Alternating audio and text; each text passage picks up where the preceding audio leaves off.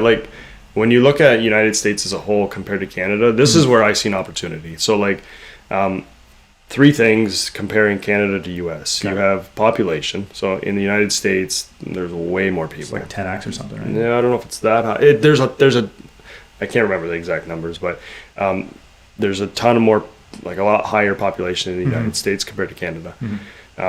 The income, like your average income for Canadian versus American, I think Americans typically make a little bit more. Okay. Not much. So basically it's a wash. But land value in the United States is substantially cheaper.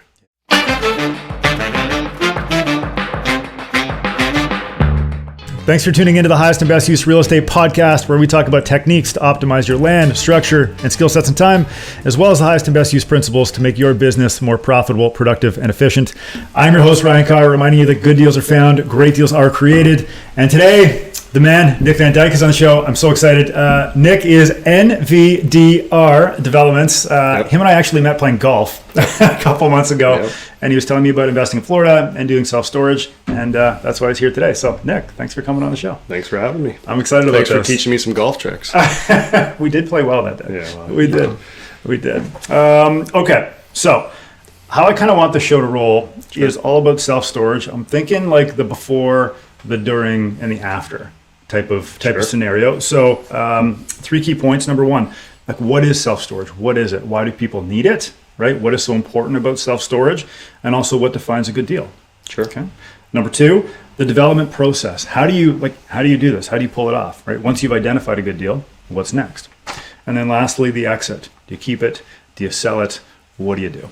Yeah. Right? Those are all the questions that I ask myself every day. Exactly, right? So I ask those questions before, during, and what are we going to do at the end too? I love it. Cool. Yeah, I guess, I'll try to shorten things up because I tend to blab, but the short of it, like self-storage in today's world where they're developing, they develop subdivisions and houses are small.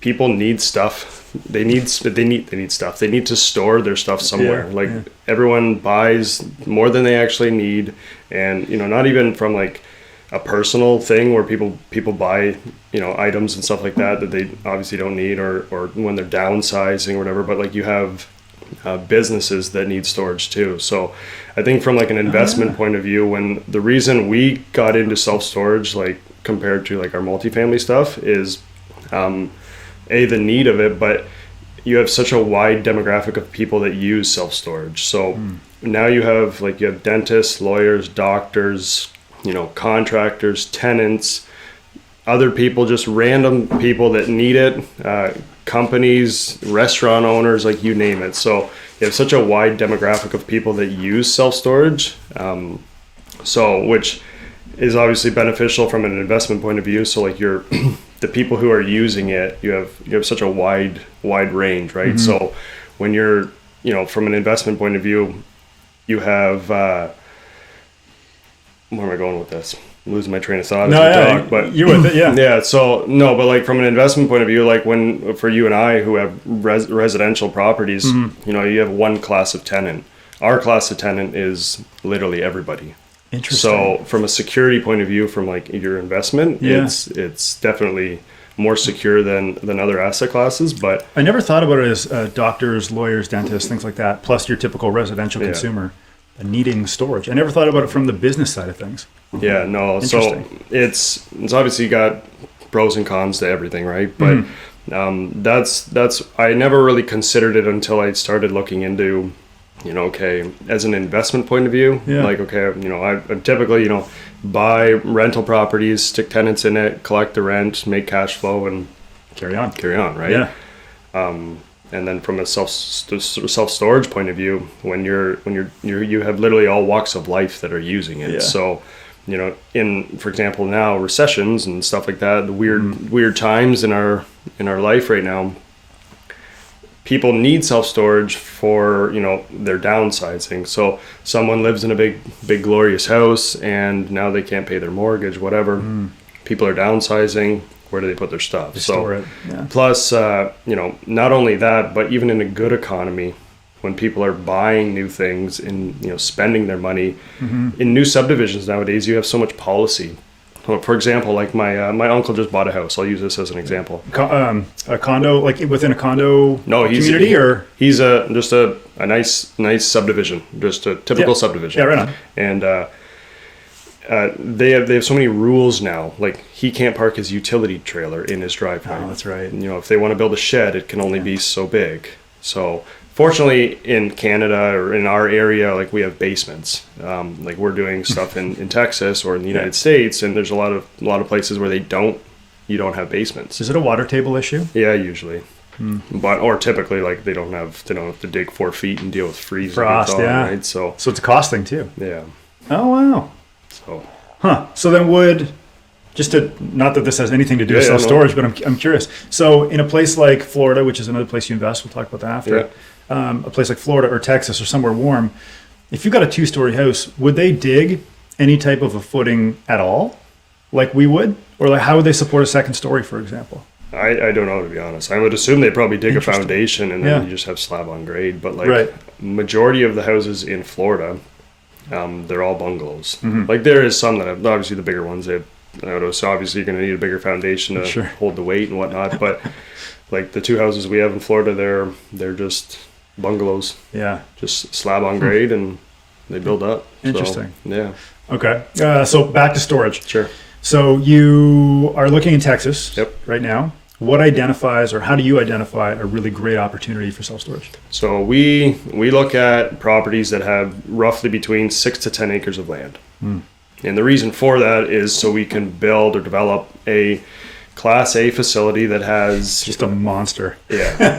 Monster. Like we look at, typically we want it to be around 100,000 square feet. Wow. So like of net rentable. Yeah. Give or take, obviously. So the reason we look for them that big is because for our exit strategy, we either want to keep them, refinance them, pull out our money and hold on to them.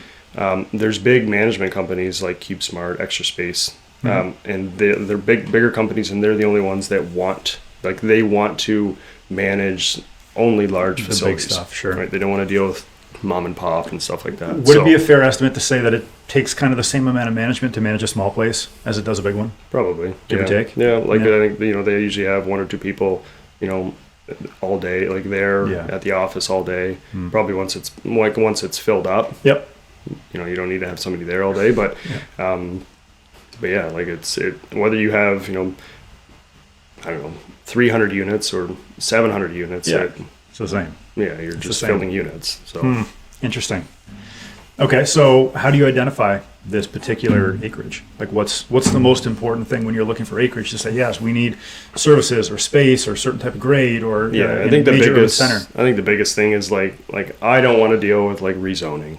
Like we'll buy stuff like in Texas. It's pretty favorable for developers and stuff like that because you could build a self-storage facility here and next door have a house. Like, really? Yeah, it's pretty favorable for building. So everything's bigger in Texas, and pretty much. So especially self-storage. So jeez. Yeah. So essentially we look for 6 to 10 acres of land so we can build around 100,000 square feet net rentable, and then our exit strategies are either we're gonna build it and sell it once it's built, so unstabilized, or we'll stabilize it and sell it once it's stabilized, because obviously you increase income, increase value, and if we don't sell it, then we'll just basically burr it and hang on to it, pull out our money and run. But there's the profit on these properties are pretty remarkable when you're comparing it. So like and I can use, if you want to talk, we can use the one that we're doing right now as an example, but yeah, sure.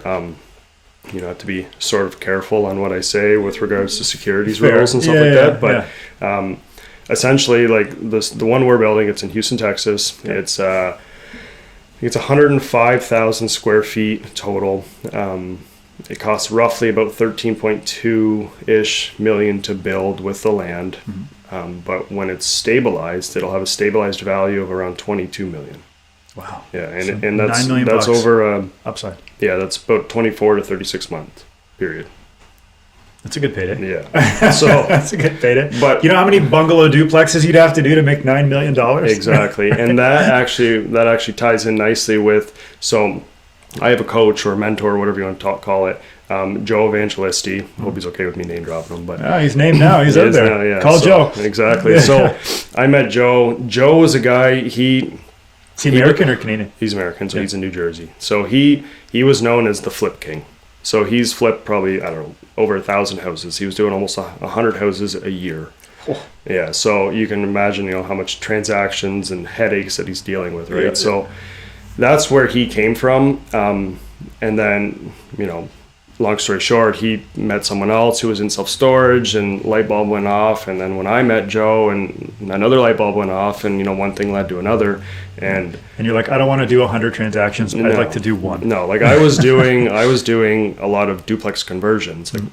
So things were going well. I could buy a property, I can convert it, get it rented, refinance, do it all within 4 months, and be on to the next. And I was finding deals, and I could do them, and it was scalable. But market changes and things get too expensive and numbers don't work, and you gotta pivot and figure it out. That's so important to pivot. I think so many people get stuck in this one track mind. Yeah. Like, I can only do this one thing. All I do is flips. All I do is basement apartments. All I do is development, whatever.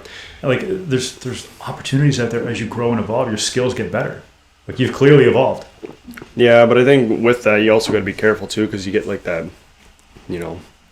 shiny ball syndrome or whatever you want to call it. Like, you get stuck. You're like, you see someone doing Airbnbs, I got to do Airbnbs. You see someone doing flips, I got to do flips. Yeah. You got apartment buildings, you name it, whatever. Yeah. So we did multifamily stuff, flips and wholesales and whatever. Like, I think every real estate investor kind of goes down those roads of doing different things, but you just find what works and build off of that. So yeah. Okay. So you found the property. We're in Houston now. How did you identify that this 6 to 10 acres was for you? So basically we find land. Essentially, like how it works is we'll find land or a spot that we think. Like you're basically you're on the market or off market stuff, and you're just looking for land and trying to figure out what nice works. Field over there. Yeah, that's a good looking field. Yeah. And you do like your own analysis to kind of see, okay, is it worth pursuing to look further? But the next step is after that, if everything checks out, the next step after that is we'll get feasibility studies. So engineered, or you do it yourself? No, engineered. So there's basically 2 people that we use in the United States, and we hire them out, and they specialize in self-storage. So they evaluate everything from income, population, demand, growth, existing demographics, future demographics, like what do people need in this area? Like, do they want to rent 5x5s, 10x10s? Like, it's so like that's in detail. It's very like it's there's a lot of pages, but like it's good because they'll also budget stuff too, and they'll say, okay, out of this land you can develop this roughly this size, you can generate this much money, it's going to be worth this much depending on the cap rate and whatever else. And so we had 2 feasibility studies done, and they were both very pretty accurate, like comparing them, not that one was in left field or another. And so basically at that point, if we're hiring a feasibility company, 2 of them, that run the numbers and evaluate them, and they're like, yeah, everything looks really good. We also have a consultant that we're using who's been doing self-storage development and stuff like that and building sites for the last 25 years. So as an owner, developer, builder?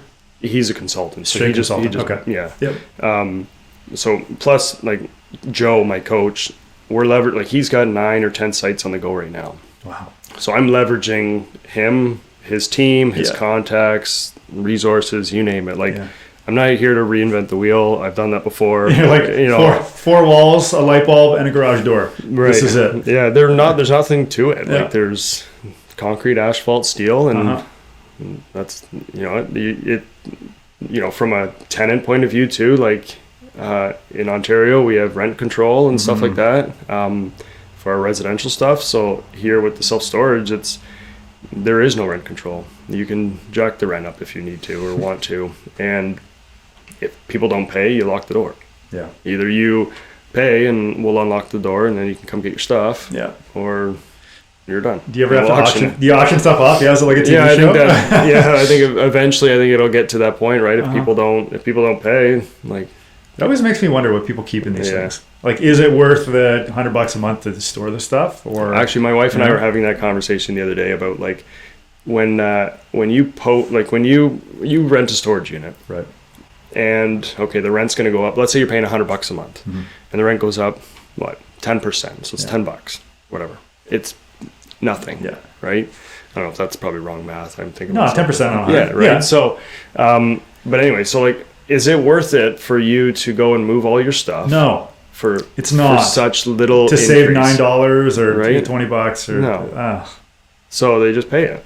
Yeah. So, but I don't know. You have one toilet versus residential stuff. You got obviously more. So kitchens, bathrooms. Like when you're comparing it to other asset classes, it's definitely got its perks. But like I started in residential, so there's no like I still have lots of doors and stuff for our own stuff. So it's been good, but from an investment point of view, the numbers don't make sense. You got to pivot. So back to the consultant for a sec. Yep. Sorry, this is where I'm blabbing. No, this is good. On track. Actually, this is really good because like as much as I like to think about how the show is going to roll, I love it when it just kind of free flows. Yeah. And you said something great about the consulting side. Yep. You have two consultants. Never mind your coach for a sec, but just like your two feasibility consultants. Yep. Do you get an independent study from both of them and then compare? Yes. Interesting. Yeah. So one actually he underwrites stuff too for like lending and stuff because like stuff in the United States is a little bit different than Canada. So the US is feast or famine. Would that be fair? What's like that? Things are really, really great or really, really bad. Yeah. Whereas Canada is kind of always down the middle. Yep. If you overly generalize. Yeah. Yeah. Like when you look at United States as a whole compared to Canada, this is where I see an opportunity. So like three things comparing Canada to US. You have population. So in the United States, there's way more people. It's like 10x or something, right? Yeah, I don't know if it's that high. There's a I can't remember the exact numbers, but there's a ton of more, like a lot higher population in the United States compared to Canada. The income, like your average income for Canadian versus American, I think Americans typically make a little bit more. Okay. Not much. So basically it's a wash. But land value in the United States is substantially cheaper. Yeah. So like Canada's just, don't get me wrong, I love Canada, but the value of property in Canada is crazy compared to the United States. So And how does that affect your construction cost? Well, construction cost is relatively the same, right? So really, from there to here. Yeah. So you're like give or take. Like obviously you have our dollar, and right now it's probably not that great, but ballpark, it's you're still paying concrete, asphalt, steel, and you're hiring teams and stuff like that. So like our build on this one, it's $13.2 million. Yeah. You do that same thing in Canada, it's probably going to be the build is a little around 10 or 11 plus the land. So but the land, I don't know, what's you do development and stuff like that. What's how much is say 10 acres in Toronto or 10 acres in Toronto? Oh my God, you'd GTA. Something like you'd if you could find it. Yeah, I mean, you'd pay millions, more than $2 million. That's for damn sure. Yeah, you buy a 3-bed, 2-bath, 2-story home in Toronto could be like $2 million. Exactly. And you just bought 10 acres. Yeah, we bought, it was 7.5 acres, just under 7.5 for around $2 million. Like sure, that's US, but at the end of the day, the land value as a whole compared US compared to Canada is usually a lot cheaper. And if you're getting the same rent, adjusted for currency conversion, that's a win. Yeah. So like the whole plan is obviously we're buying this property, developing, 100,000 Class A self-storage facility, which adds value. You're increasing the value of that land, and then what? You're going to either sell it, refinance, or stabilize and sell it, one or the other. Like you have different exit strategies. So you said you don't like rezoning. No, I don't want to deal with that. So you buy, I don't blame you. So are you buying something that's site plan approved already? Yes. Or so what does that look like? Yeah. So we still have to go through the site plan approval and all that stuff, but we're like the site that we're buying, essentially, you could call it shovel ready. So we're buying it and partnering with my coach, who, you know, we're leveraging him and all that other stuff. So they were actually going for the land, this deal that we're doing, they were actually going to do this one themselves. So, but, you know, good timing. I wanted to get into it, and one thing led to another. Long story short, we're partnering together, and, you know, we're being the general partner. We're the one doing it and raising the money and all that stuff. We're just partnering with them to leverage their stuff. So their knowledge. So they had this site already ready to roll. We already had drawings about 75% complete. They've already completed geotech and environmental and all that. So, and it clean, was good. Yep. Yeah. So at the end of the day, it's close, finalize your drawings, get all your civil stuff done, and apply for the permit. And I just had start digging. As you said, geotech. I was thinking, like, here, if you hit oil, like, that's a problem. Like, oh God, right? Yeah. In Texas, if you hit oil, it might be worth more than the storage facility. Yeah, exactly, right? You're like, oh, I had bonus. So how did you end up, like, what was the story there when your coach said, hey, we've got this piece of land that's kind of approved and we're gonna get rolling on it? Yep. How did you come into play? So their company, essentially, they do this as for their business, right? Yeah. So they're finding deals all over. So some they just kibosh and they say, no, we're not going to do that one. Other ones, they'll do it themselves or whatever. So based on budget or what have you. Yeah, location. the numbers got to make sense, right? And it's, you know, there's also another thing too, as we can talk about too, is like the demand of an area. Yeah. But essentially, like, they come across opportunities, and, you know, they can either partner with other people, they can do it themselves, they can sell it. You know, there's different ways. Just like when you and I find a house or whatever, we can do it ourselves. Like, for example, the place that you're in right now, right? you come up with different opportunities. It might be different than what you originally planned. So, but no. So essentially, they were like, okay, well, we can either partner with, you know, us, and we bring the money and raise money from, you know, our investors and stuff like that, and partner with them and grow, or, you know, they can do it themselves. But like, they have, I think, I want to say nine or 10, I can't remember exactly, but they got a lot on the go. So that's cool. Yeah, that's cool. Do you have to fundraise the full 13 million? No. So basically, we raise, like, I'll try to be very general on this because I don't want to get myself in trouble, but essentially we're raising about 3.1 million US, which basically buys the land, it gets things rolling, and, you know, starts the ball. And then afterwards, we're getting construction financing. Nice. So then three on 13, 3, 6, 9, 12. That's like 25% down. Yeah, give or take. Yeah. So, and then once you get construction financing, you obviously, you know, develop it and get it all built. Yeah. Once it's built, we stabilize it, sell it, or something, right? So like we have options, which is good. Options are good. Okay, so you've found the place. Feasibility says good. Yep. What is the first step in terms of construction? Where do you go from here? So once feasibility is done, we basically like, we're gonna proceed with this. We got to make sure that obviously the whole construction side of things, from, you know, especially right now, you have such a shortage in materials and stuff, right? It's the worst, man. It's so bad. Is Texas just as bad as Ontario? Yeah, probably. Yeah. Man, like last year there was a lumber issue. This year lumber's kind of come down in price, but there's a concrete issue. Yeah. Like next year, like, oh my God. See, the benefit too of Texas too is like this has got nothing to do with your question yet. Yeah. We're going on a tangent here, folks. Is you don't have snow. So our plan is we're starting construction in probably February, March, and you just start. Just keep rolling. Yeah. Wow.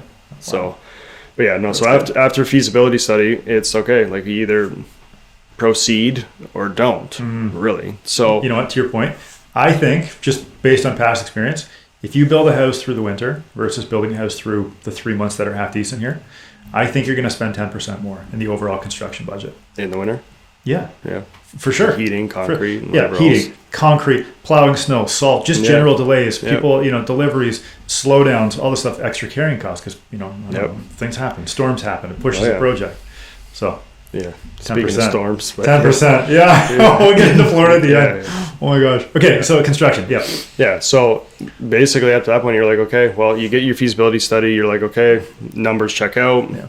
Proceed, don't proceed, right? So obviously we're proceeding with this one, and then now you're into, okay, when you're going to close on the land, you got to raise money, how you got to, and just one thing after the other. So now we're basically at this point where we've closed on the land. Now we have to finalize the drawings. So we have renderings and stuff like that, but they're kind of just, they're 75% complete. They're not perfect. So now we're in the process. We've started, we'll have weekly phone calls and meetings with our design team and stuff to finalize all the drawings and stuff. And we're leveraging our consultant who's going to be, heading on a lot of this stuff. So, but yeah, once we get all of our drawings and civil works and stuff completed, we're applying for permit, and hopefully the city of Houston is timely manner, friendly with everything. So total timeline to get a permit submission, like once your package is complete, how long until you hear back?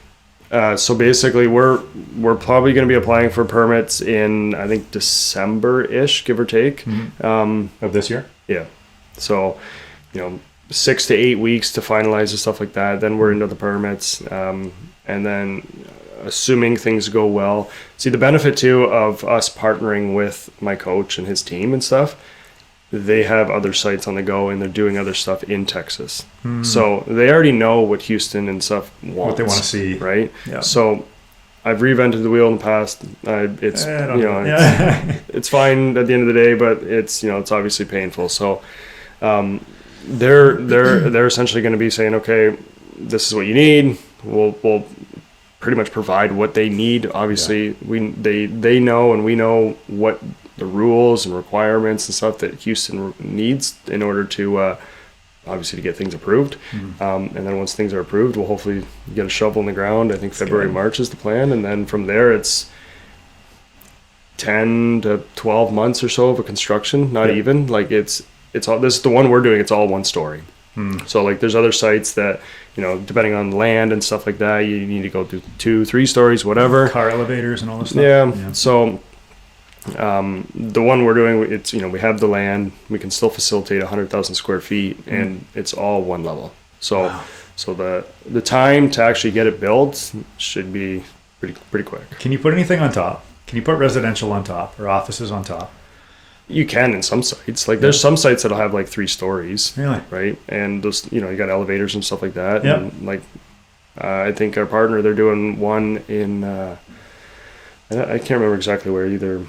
Might be New York, or I'm not sure. But I think I want to say they're having self-storage above and some office space on the main level of one area, and then a bunch of outdoor drive-up self-storage go back. I saw a commercial development one time, and it was, it was a warehouse of sorts, right? And I think it was like an Amazon facility or something, and it was beyond conceptual, and I think it was going in for permit submission.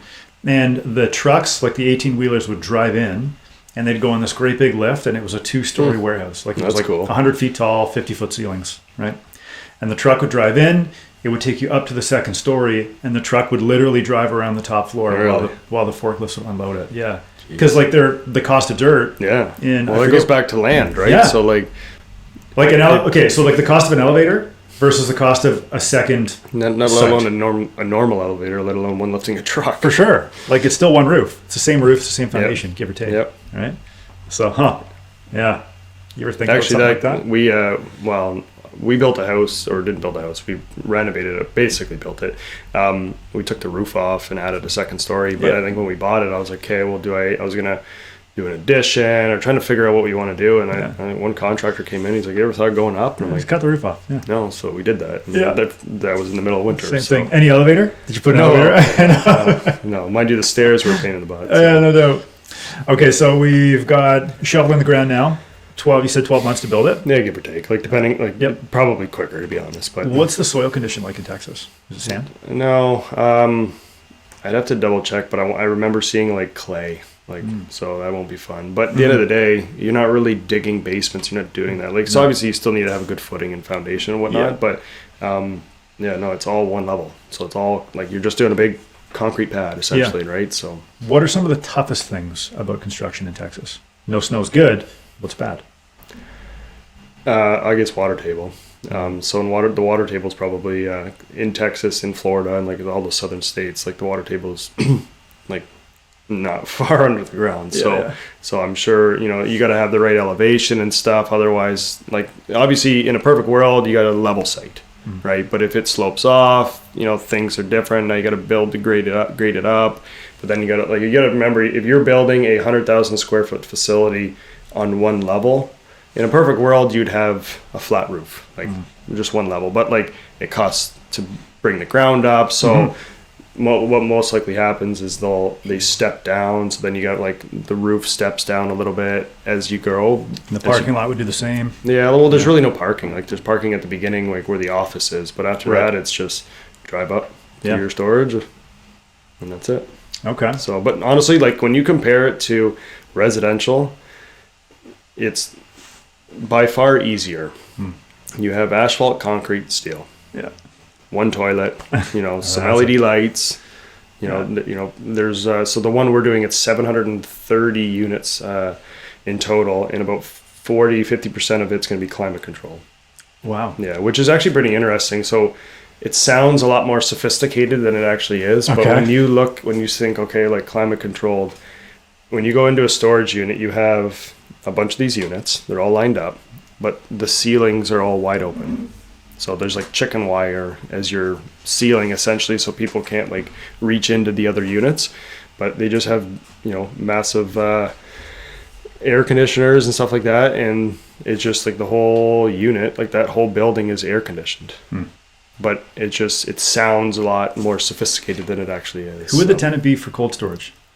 Server racks or butchers or what no, I don't think you're not going to have any like food. Okay. Like you wouldn't have anything like that in there, but just people like contractors, they want to keep their paint, like people that just like, because the outdoor storage is literally just like equivalent to a garage that's not heated, right? But in Texas you have heat, it's hot, right? So mold is an issue sometimes, right? Like you gotta store things properly, otherwise you're not going to have funny stuff growing on your outdoor belongings, more or less, right? So but like I think the big thing for people that want to just store their stuff in a climate controlled is probably like things that they don't want to withstand temperature and stuff. But I don't know if the cost between a climate controlled and a not climate controlled, like electronics, whatever you name it, right? So I don't know, if I was to rent a storage unit, I'd probably just pick climate control just because I want my stuff at room temperature regardless of what it is, really. But you even have like companies that'll store like files or paper. Like my wife was telling me, even her old job that she used to work with, like she worked in like the health industry, and past clients who might have passed away, they still have to keep records of their stuff for 7 years. Right. So companies will store units, and they'll probably want climate control because at the end of the day, they don't want their stuff condensation or whatever, right? So because the drive up non-climate is literally equivalent to a garage. What is the cost difference from a consumer perspective to rent one versus the other?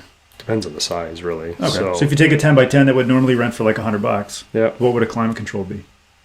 Maybe like 125, 150, so depending on. Like, no, it's really not. Like, so, but it also, at the end of the day, it's all demand.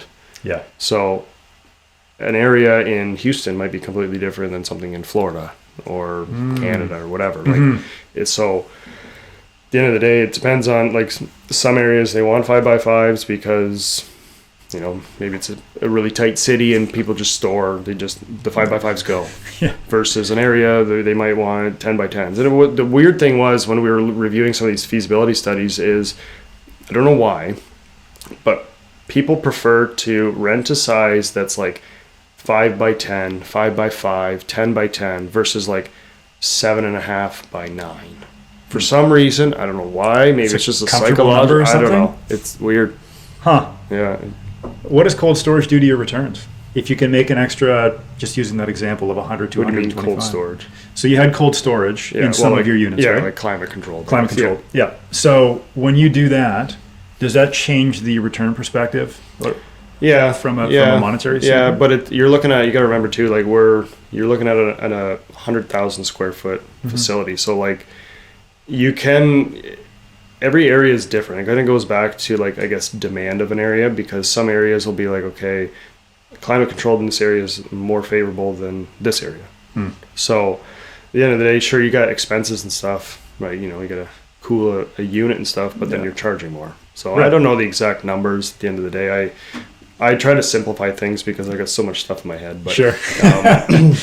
no, but honestly, like it's just you gotta offer everything, because if you just had like 100% all climate controlled, there's a lot of people that are like, well, I don't want climate need it, controlled, yeah. right? So I'm gonna go down the road to this guy.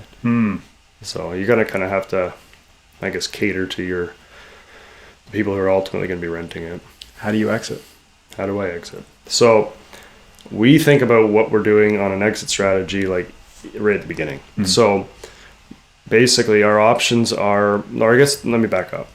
The reason we build them or want to build them so big is our exit strategies are basically we either hold on to them, like buy them, renovate them, develop them, whatever, and keep them, pull out our money afterwards and keep it, or we'll sell them. So but the people or the companies that want to buy them are large REITs, other investment companies, but they only want to buy large facilities. They don't want to buy the small mom and pop stuff. So our exit strategy is essentially we'll buy them, develop, and sell it either once it's fully built, but like not stabilized, so it's completely vacant, and just sell it. So you're essentially like buying a house, or buying a land, build a house, and just sell it.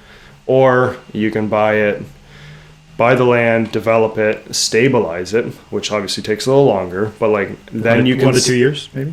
No, probably like 6 to 12 months. Okay. Depending on the area. But for example, our site, so essentially our whole timeline is between 24 to 36 months. So 24 months, it'll be ready to open. Then the next 12 months is we're going to either stabilize it or sell it. So if we sell it before it's stabilized, we don't have to deal with that. But if you stabilize it, then you've increased the income, you're increasing the value. So it really depends on, I guess, the time and what it's valued at that moment in time. But the way we're running our numbers right now is on the site that we're doing, a stabilized value is roughly $22 million. So if we can sell it close to a stabilized value when it's not stabilized, highest and best use of time, right? On to the next. So because it's like you could make, let's just say it's 20 million versus 22. Stabilized versus unstable. Like let's just say, if you're going to spend the next 6 to 12 months to stabilize it, well, you're better to take that time and put it towards the $9 million upside of the next development, right? Exactly. Is that how you guys see it? Yeah. So our whole thought is like, in any real estate thing, my whole plan originally was, okay, I'm going to buy and I'm going to keep everything, because it's so much work to keep it all forever, right? It was so much work to find deals and to find these opportunities. So why just get rid of them? But obviously, when someone's willing to pay you $9 million more than what it costs you to build, it's kind of hard to say no to. Why wouldn't these companies do it themselves? They do. Interesting. So, well, I don't know. They don't develop them themselves. Okay. They'll some do, like some smaller. Like we met a company when we were in Vegas at the Self-Storage Association, and there's an association in Vegas for self-storage. Yeah. Oh yeah. So honestly, the self-storage industry. What do you guys talk about? Like this is where you put your shit. Like this. Yeah, you would think it's a very short conversation. No, like they have so many companies that they build them, manage them, like different, like all the contractors, like different doors, lock systems. Like oh wow, it's honestly it's a whole different world. Okay. No, they have I think there's 2 events every year for this association. Like it's the dark web, the self-storage. That's right. Yeah, exactly. But yeah. Okay. So why don't they do it themselves? Yeah. So that's what we're talking about. Yeah. Yeah.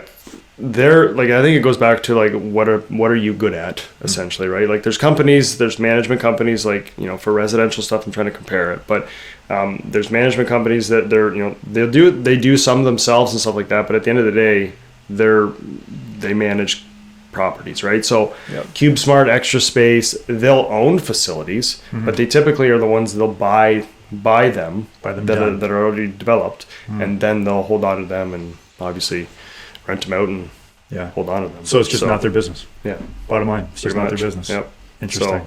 I would have never thought that the management, like you see, I really only know Toronto a little bit, but like you see like Oxford Properties, they're a huge company. They manage a lot in Toronto, but they don't own the buildings. Yeah, sometimes. so like CubeSmart, Extra Space, you'll see like in the United States, obviously, they have their signs plastered on all the facilities that they manage, but they don't necessarily own them. They don't own it. It's like Hilton hotels. Right.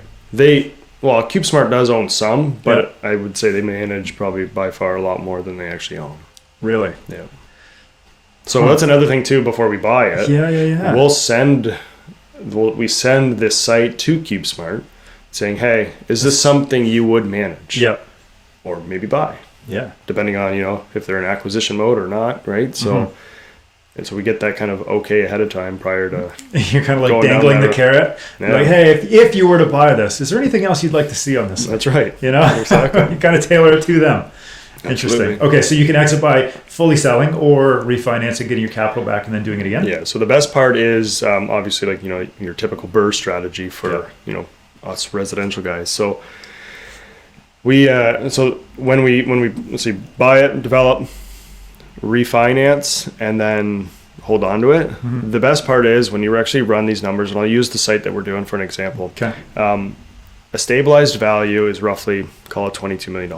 At a 65% loan to value at a 5.5 cap, we'll pull out all of the $13.2 million that cost to build the land, pay back all of the investors, and pull out probably about $1 million of refi proceeds. Right. Tax-free. Tax-free. And then that gets distributed between, obviously, all the GP side, the LPs, the investors and whatnot. Wow. And then you just hold on to it.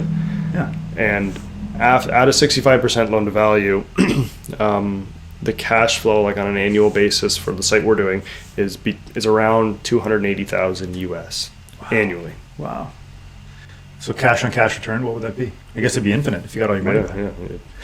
Yeah. It's what a day. Yeah, like when I was doing duplexes or multifamily properties and stuff like that, like your whole goal was to buy a property, add value, refinance, and pull your money out. If you can pull out some extra money, bonus, right? Well, that's exactly what we're doing, but we're pulling out way more. Yeah. More zeros. I love how you're stacking all of your skills from something as simple as a basic apartment. Yeah. That's honestly, that's how I compared it to as a duplex conversion. Yeah. Honestly. Yeah. It's the same thing. Wow. Just more zeros and more value. And is there anything else that you think, based on our conversation today, that other people don't know about self-storage, that if they wanted to get into it themselves, they could start with? Honestly, I think when I got into self-storage, I never even thought about it. Before I got into it, I never even considered it. It wasn't even on my radar, to be honest. It was always buy real estate, stick tenants in, and just let it go. Yeah.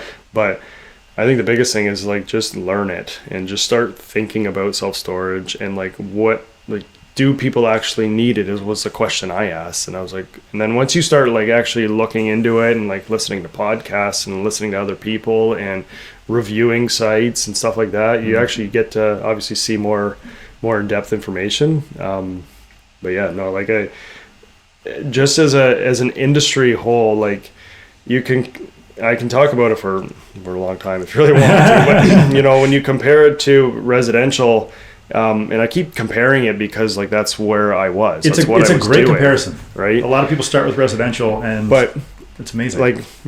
Good times, bad times, self-storage is still needed. So a recession, people downsize, they store their stuff. Good times, they buy stuff, they can't store it at home, they store it in a storage unit, right? You look at a cost of a storage unit, it's relatively inexpensive. So you pay your $100 a month or $80 or whatever it is, and you store your stuff. Your tenant class is such a wide demographic.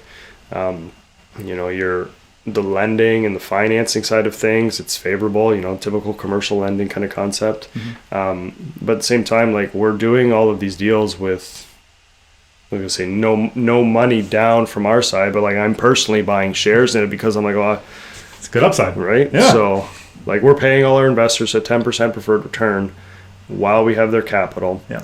And then, depending on our outcome, whether we sell it or refinance, we either sell it, pay back their capital, refinance, pay back their capital, and then, distribute refi proceeds. But I think the biggest thing too is what we're doing is each investor in our deal, we're keeping them on for essentially life. So if somebody buys a share in our deal, they become an equity owner of that property. Then if we refinance and pay back their capital, there's still ownership. They still get cash flow. They still get equity, appreciation, mortgage pay down, all that good stuff. Yeah, it's 100% passive. No phone calls. No, exactly.